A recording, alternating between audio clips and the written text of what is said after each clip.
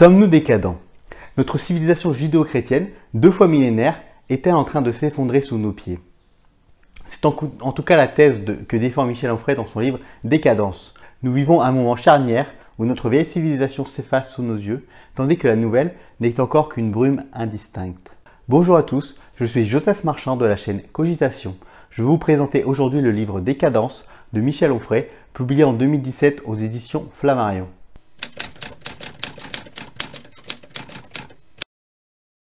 Avant d'être un philosophe médiatique, Michel Onfray fut professeur de philosophie pendant 20 ans dans un lycée technologique. À l'aurore de l'an 2000, il quitte l'éducation nationale et fonde l'Université populaire de Caen, ouverte à tous et dans laquelle les professeurs dispensent des cours bénévolement.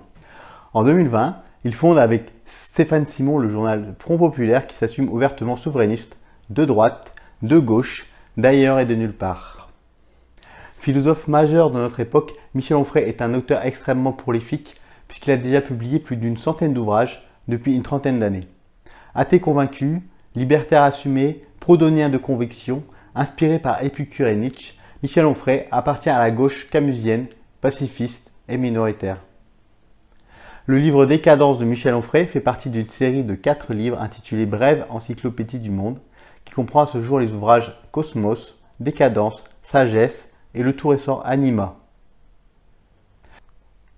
Décadence se divise en 2 grandes parties, le temps de la vigueur et le temps de l'épuisement. Michel Onfray développe une approche vitaliste. Qu'est-ce que c'est? Comme un être vivant, une civilisation naît, croît et meurt. C'est un principe anthropique. Toute civilisation qui a cru déclinera inévitablement, jusqu'au jour où elle se trouvera remplacée par une autre. Avec Michel Onfray, ce sont encore les mots de Paul Valéry qui résonnent. Toutes les civilisations sont mortelles.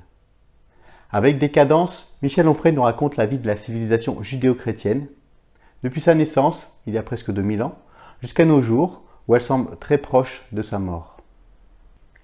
On cherche généralement les causes externes à l'effacement d'une civilisation. Mais c'est une erreur. Il s'agit plutôt d'une crise interne qui provoque l'effondrement. Une civilisation disparaît lorsque ses forces vitales s'épuisent et l'empêchent de résister aux agressions extérieures. Une civilisation meurt lorsqu'elle a perdu son système immunitaire. Par exemple, un nombre incroyable d'auteurs ont fourni une liste interminable de causes à la disparition de l'Empire romain.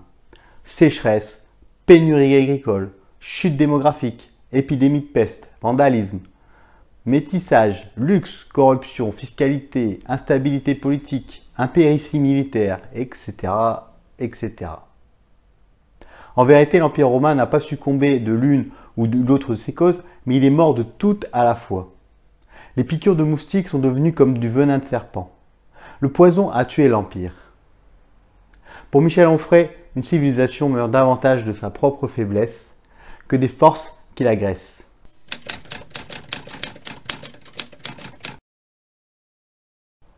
Dans une première partie de l'ouvrage, Michel Onfray décrit la naissance puis la croissance de la civilisation judéo-chrétienne, jusqu'à ce qu'elle arrive à son apogée, à sa plénitude. Tout démarre avec la naissance réelle ou symbolique de Jésus, l'année 0 de notre ère. Ou plutôt, tout commence à sa crucifixion. Lorsque le Dieu qui s'est fait homme devient le Christ ressuscité. Jésus n'est qu'amour et patience. Or, on ne peut pas construire une civilisation avec le pacifisme comme seul projet. Il faut aussi des armes, il faut de la violence. Et c'est ici qu'intervient Paul de Tarse, Saint Paul, qui apporte le glaive au baiser et qui rend possible la civilisation judéo-chrétienne.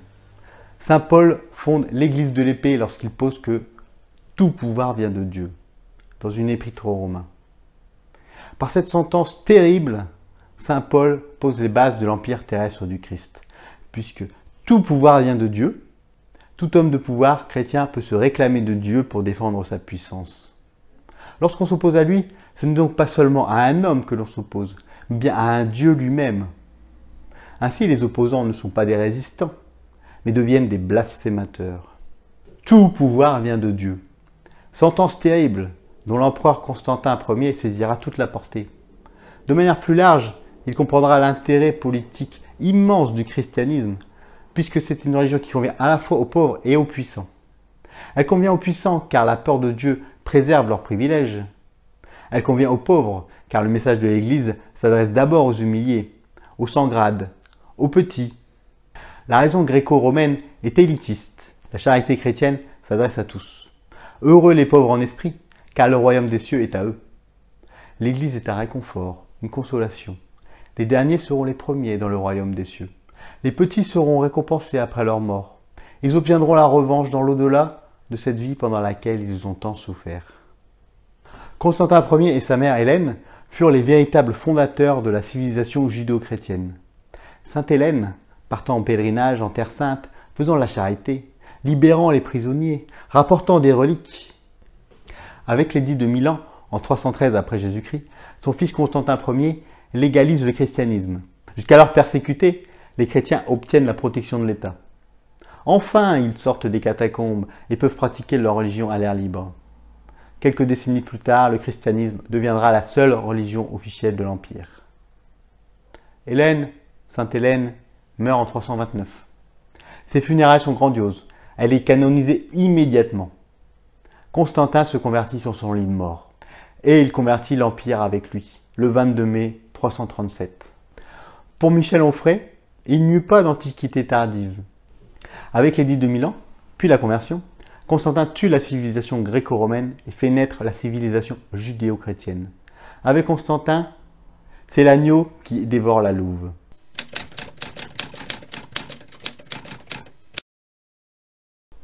Pendant 1000 ans, le christianisme va se répandre sur l'Europe et l'imbiber profondément.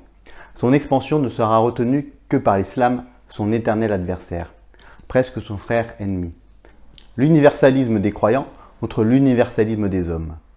Pendant 1000 ans, la civilisation judéo-chrétienne surmontera toutes les crises sans difficulté, traversera toutes les épreuves avec la vigueur d'un jeune homme. Mais les arbres ne montent pas jusqu'au ciel. Au terme de la croissance se trouve l'apogée. Au-delà de l'apogée commence le déclin. Michel Onfray fixe cet apogée à une date très précise, en janvier 1417, à un endroit très précis, dans le monastère allemand de Saint-Gall. C'est ainsi que pendant l'hiver 1417, l'humaniste Poggio Bracciolini, dit le Pogge, ou le Pogge, découvre De la nature des choses, un long poème en 7415 vers, dans lequel Lucrèce présente l'épicurisme, c'est-à-dire la philosophie d'Épicure, ce philosophe grec tombé dans l'oubli durant les siècles du christianisme triomphant. Pour Michel Onfray, ce manuscrit est la bombe qui va faire exploser l'édifice chrétien, car la philosophie d'Épicure s'oppose en tout point à la théologie chrétienne. Pas besoin de Dieu, puisqu'il y a des atomes. Pas de volonté divine, mais une chaîne de relations causales, mécanistes et matérialistes. Pas de péché, ni de Dieu vengeur, mais la recherche de plaisir sans trouble. Pas de mortification chrétienne, mais l'éloge de la sensualité. Dieu est inutile, la religion est critiquée, sinon condamnée. Elle triomphe là où l'obscurantisme règne. À l'aurore du XVe siècle, la découverte de ce manuscrit, événement en apparence tout à fait anodin, est pourtant d'une importance capitale, aux conséquences colossales. Cette philosophie matérialiste, hédoniste, sensualiste, utilitariste, est de la nitroglycérine. À partir du XVe siècle, peu à peu, les philosophes, les penseurs, les intellectuels utiliseront ces bâtons de dynamite pour faire exploser les fondations de l'édifice judéo-chrétien. L'humanisme naît avec le Pogge, la brèche est ouverte.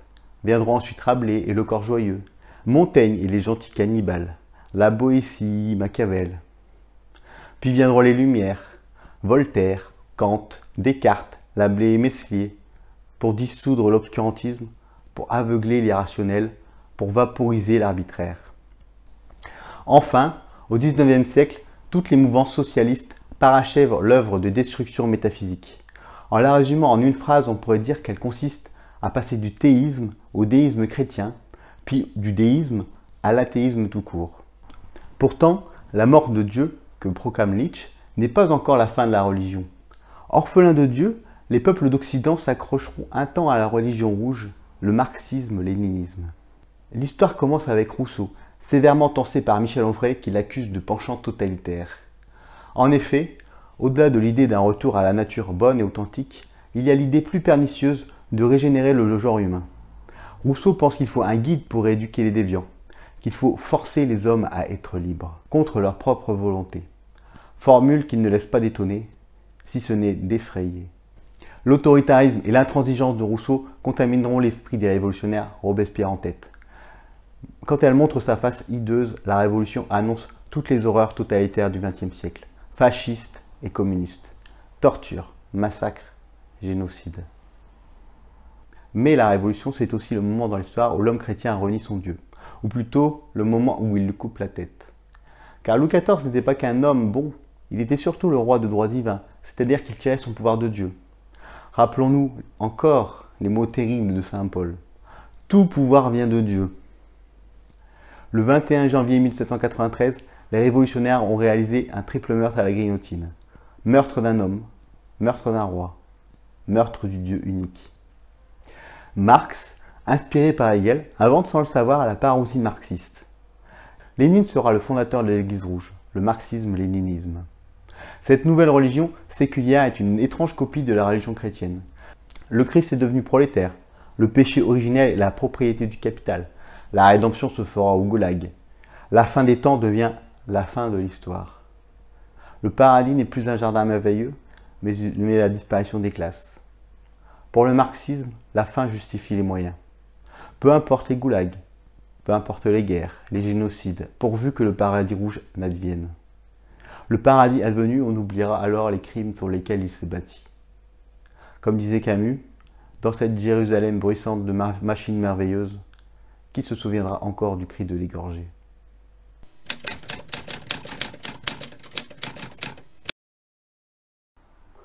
Tout d'abord, il faut saluer la structure du livre, extrêmement bien équilibrée. Il y a deux parties, les temps de la vigueur et les temps de l'épuisement. Chacune faisant un peu plus de 300 pages, chaque partie étant divisée en 3 chapitres d'une centaine de pages, et chaque chapitre étant divisé en 5 sessions de taille équivalente. Cette recherche d'équilibre est très appréciable. Le livre en format poche fait presque 800 pages. Cela peut paraître beaucoup, mais en réalité c'est très peu. Tout d'abord parce qu'il s'agit d'un format de poche, et surtout parce que Michel Onfray résume 2000 ans d'histoire. Donc 800 pages pour 2000 ans d'histoire, ça semble beaucoup, mais en réalité c'est très peu. Michel Onfray écrit bien, sa lecture est plaisante et fluide, même si on regrette parfois un trop-plein d'énumérations qui alourdissent un peu le propos. Michel Onfray est un moraliste, il prend souvent parti pour et contre. Et le moins qu'on puisse dire, c'est qu'il ne fait pas dans le détail. Michel Onfray défonce ses hypocrisies à la masse, écrase les lâchetés à coups de marteau, explose les mythes avec jubilation. Qu'il parfois a manqué un peu de précision, de finesse, de nuance. On eût préféré qu'il usât parfois du scalpel plutôt que de la grosse Bertha. Avec Michel Onfray, il ne faut pas être susceptible. On comprend qu'il se soit fait autant d'ennemis. Ironie cinglante, ironie tranchante, un peu de mauvaise foi, de l'exagération, des envolées voltairiennes. Chateaubriand avait dit un jour, il faut être économe de son mépris étant donné le grand nombre de nécessiteux. Être économe de son mépris, ce n'est pas vraiment le style de Michel Onfray. C'est même tout l'inverse. Il se répand, il le balance. Il n'y a aucune modération. Mais on peut comprendre, quand on a une très haute idée de la morale, vivre dans un monde immoral est parfois difficile. Finalement, il n'y a que l'ironie pour supporter l'étendue du mal. L'ironie, c'est la plume vengeresse. C'est la plume qui rend justice. C'est la plume qui console d'un monde qu'on ne peut pas changer. Michel Onfray est à prendre ou à laisser. Comme Régis Debray, c'est un puissant fond d'une culture encyclopédique. Régis Debray, c'est l'ironie goguenarde, le merle moqueur, la bonne farce, le clin d'œil, la tragédie comique. Onfray, c'est une tragédie de stature romaine. Sévère, percutant, noble et pince sans rire. Une tragédie tragique en somme. Disons-le tout net, c'est un livre admirable. Michel Onfray a une véritable et singulière vision de l'histoire. C'est d'une érudition extraordinaire. On découvre des pans entiers de notre culture, des continents insoupçonnés. On découvre surtout l'étendue de sa propre inculture. Aujourd'hui, nous sommes dans ce tuilage entre l'ancienne civilisation chrétienne qui n'en finit pas de mourir et la nouvelle civilisation qui tarde à s'épanouir. Une espèce d'entre-deux, une frontière invisible. On notera au passage que sa définition de la civilisation diffère de celle de Samuel Huntington ou bien de Régis Debray. La civilisation qu'il définit englobe tous les chrétiens, les protestants, les catholiques, les orthodoxes, dans une seule masse judéo-chrétienne. Tandis que Huntington sépare l'Occident des orthodoxes, tandis que Debray parle de civilisation américaine, c'est-à-dire la partie protestante de la chrétienté. Bref, on voit ici encore qu'il y a plusieurs conceptions possibles de la civilisation. Alors, un avertissement tout de même. Il faut savoir que Michel Onfray est un athée assez féroce. Il attaque violemment les religions chrétiennes et musulmanes. Âme sensible, s'abstenir. Si vous êtes chrétien ou musulman et que vous êtes très susceptible, ne lisez pas ce livre, vous ne passerez pas un bon moment. Après, il faut bien comprendre que le livre de Michel Onfray est un parti pris. Il n'y a pas de neutralité. Neutralité qui, du reste, est toujours impossible. Le portrait de la religion chrétienne est essentiellement à charge, jamais à décharge. Michel Onfray n'est pas juge d'instruction, c'est un procureur, rarement un avocat. Tout n'est qu'histoire de soumission, de violence, de guerre, de domination, de meurtre, de névrose, de barbarie. On aimerait peut-être une histoire de la civilisation judo-chrétienne à décharge, pour faire contrepoids. Quelque chose de plus léger, de plus joyeux, avec plus de vie, plus de sourire. Michel Onfray est un tragique, qui voit un monde de sang et de larmes, où un soleil noir aveugle les hommes d'angoisse et les brûle de chagrin. Il défend admirablement cette vision d'apocalypse, mais cette vision n'est pas la seule possible. Par ailleurs, au-delà du regret, j'ai un désaccord avec Michel Onfray sur la progression de l'islam. Je ne pense pas que nous allions en France ou en Europe vers une civilisation islamique. Non pas bien sûr que l'islam ne pose pas des problèmes en Europe. Non pas bien sûr que la question migratoire ne pose pas des questions identitaires et sécuritaires. Pourtant, il me semble que l'islam est malade et décadent. Peut-être plus malade encore que le judéo-christianisme. Bien sûr, il y a une démographie plus vigoureuse sur les terres des croyants. Bien sûr, les fous de Dieu sont prêts à mourir pour l'islam. Mais est-ce que cela est bien suffisant? Je suis assez d'accord avec Régis Debray. L'islamisme radical ne fait pas rêver aujourd'hui, tout comme le communisme soviétique ne faisait pas rêver hier. L'imaginaire islamique est triste comme un jour sans pain. Cela semble parfois comme une liste interminable d'obligations et d'interdits. Qui a envie de passer sa vie derrière un voile, sans jamais sortir de chez soi? Certaines personnes peut-être, mais pas la majorité. Et puis on ne conquiert pas les cœurs par la terreur, par les massacres, par les attentats. Malgré ces boursouflures, l'imaginaire américain est bien plus séduisant. Par contre, je suis assez d'accord avec Michel Onfray sur l'installation d'une nouvelle civilisation transhumaniste et déterritorialisée. Nous sommes dans le tuilage d'entre deux, nous sommes déjà un peu. Déjà, elle se dessine. Civilisation planétaire et virtuelle, religion de la science, homme nouveau, nihilisme intégral, fusion homme-machine, allongement sans limite de la vie, marchandisation des corps, consumérisme, individualisme, séparation de la sexualité et de la reproduction, triomphe de la contre-nature, etc., etc. Ce livre nous raconte le passé et nous éclaire sur le présent. À nous maintenant d'écrire l'avenir, dans la mesure de nos moyens. Pour un tragique comme Michel Onfray, individuellement, nous n'avons aucune prise sur notre destin collectif. Nous sommes comme des naufragés au milieu de l'océan. La seule chose que nous puissions faire, c'est d'apprendre à vivre avec notre temps. Que celui-ci nous plaise ou qu'il ne nous plaise pas. La question est maintenant, comment peut-on vivre avec son temps? Décadence de Michel Onfray en format poche aux éditions J'ai lu. Vous pouvez également trouver mon livre L'économie libertaire, essai d'utopie fraternelle en auto-édition chez Librinova.